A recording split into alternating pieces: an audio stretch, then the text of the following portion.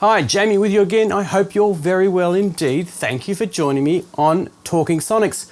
Well, I've done it. I've tracked down an old Yamaha 1202 sound reinforcement live console mixer, which is something I've mentioned in my video on mic preamplifiers and how these little channel strips are beautiful things, and it's really quite an interesting potential option if you can find these online. Now, I found this within the Facebook marketplace in Australia for about $100. I've even seen some people just throwing these away. It's surprising, you know, how people just don't want to hang on to these things. I guess it's a bit of space, it's a bit of real estate, but there is something very special here. Now, in my history, I have had these before. I had a 16-channel console, a Yamaha console of the same ilk or the same design back in the 90s, and at that point I was running a record label called Bent Records, where we had a young band, a young grunge band called Spud Gun, that we did a whole series of demoing through this. And you know, we were working pretty quickly. We were about to go into Sing Sing Studios in Melbourne and work on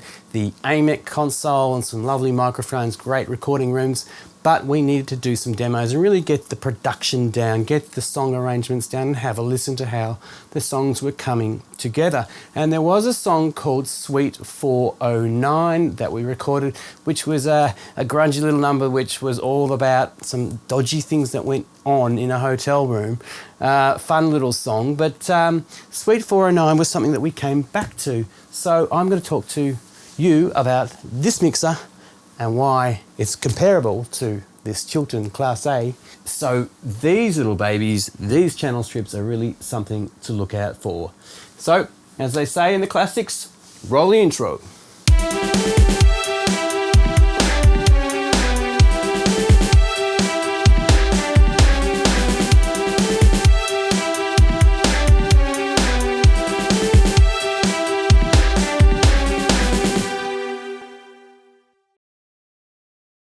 So the Yamaha 1202, a smaller down or slimmed down version of a live console or a sound reinforcement console, built in the 80s thereabout, and not too far apart from the build time of this classic British Chilton console I've got here, which I've done another video about, so have a look at that Chilton QM3 video. Now, the Chilton is a Class A console, meaning very clean, preamps for recording, lovely sweet EQ, and I can tell you that while no, this is certainly not Class A, and certainly not as clean sounding, it's great for recording a grunge band or rock music.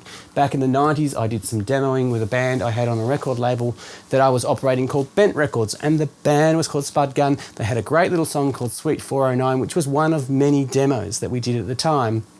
And gosh, we recorded the band, we went into Melbourne's Sing Sing Studios, tracked a whole lot of stuff through a fantastic Neve designed AMEC console, mixed the thing, and there was this really quite secular or separated sound. You know, it was lovely sweet EQ, but there was a separated sound with the AMEC console.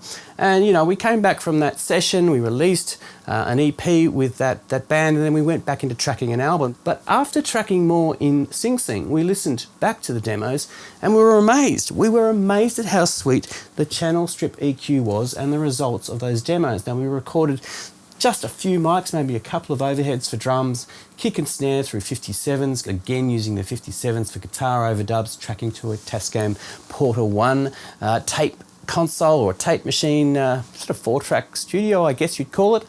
Very basic, but we got some really lovely, sweet sounds. And I think the key to it really is not really the noise or the lack of noise, because there is certainly some noise when you boost the gain on this guy, but really warm, broad shelving EQ. Now, there is a bit of a nod to Neve here with this switchable gain pot here, and of course, rock band, drums, loud guitar, loud sounds. Instead of boosting gain, therefore boosting preamp sort of hiss or noise, we're basically pulling it down, deleting or removing gain. So really trimming back on gain, reduces noise, but then lovely sweet shelving. I think 12K top end. There's a high mid here, pitched at around or centered around 4 to 5K, 800 hertz fixed EQ here, and 100 to 80 hertz in thereabouts for a bottom end, a very broad, lovely, full, thick sounding EQ. So really tonally beautiful. So I've got an idea. I'm going to compare this guy to the Chilton and do a recording, maybe a cover song or maybe another original track of mine. Incidentally, you may have noticed I've been off air for quite some time, but that's because I've been tracking new songs. But back soon with those. I will promise you some great material. But you know, my idea here is to really do a comparison recording. Now, this guy has some echo sends, one echo send, one fallback send. Then we've got obviously left and right stereo. So we've got program left and right, a fallback send and an echo send. So I've got 4 sends out of that guy.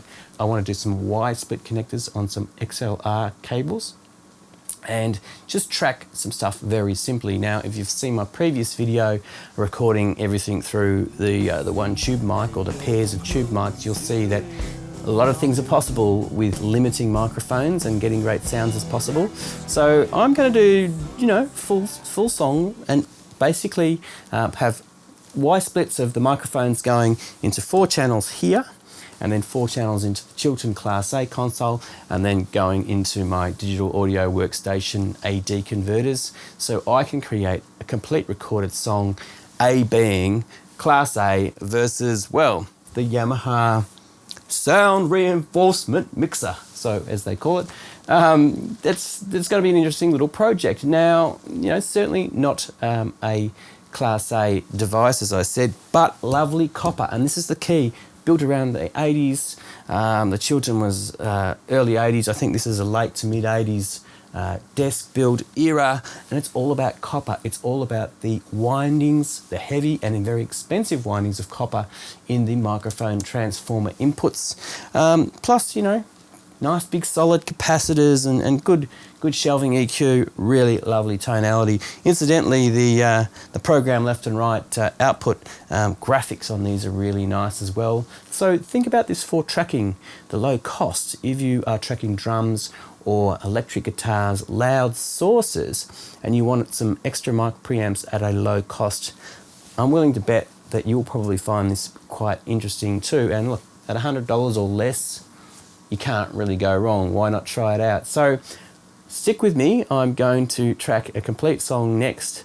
I will explain the process, go through in detail what I'm doing with this, and we'll see what the difference is. See how something at $100 costs compared to, say, a $20,000 to $25,000 vintage Class A recording console. So thank you for joining me on Talking Sonics. I really appreciate you being here. Please subscribe if you haven't done so already. Tap the bell down below to get the notifications, etc. You know what to do. And I will see you real soon. Take care.